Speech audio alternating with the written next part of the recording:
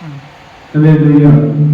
దేవుని దినమున సాయంకాలం మహాదేవుని సన్నిధిలో ఉండే భాగ్యం దేవుడు మనకి ఇచ్చాడు.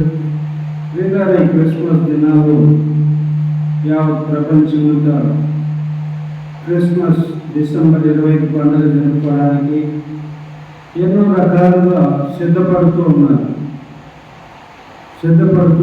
వీళ్ళ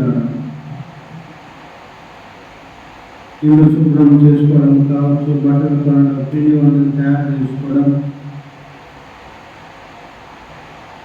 తర్వాత చర్చిలు డెకరేషన్లు చేసుకోవడం, ఇలాగ రకరకాలుగా ప్రజలు సిద్ధపడుతూ ఉన్నారు.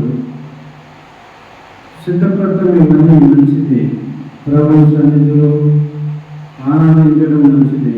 కానీ క్రీస్తు లోకంలో జన్మించారు, కానీ మనిషి హృదయంలో కూడా జన్మిస్తే అది నిజమైన క్రిస్మస్గా ఉంటుంది.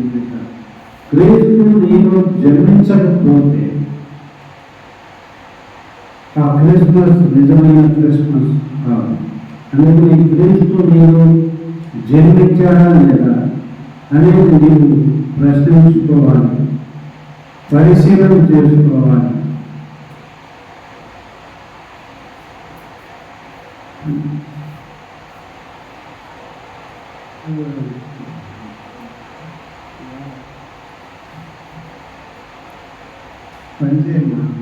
బంజాల కట్ చేయండి.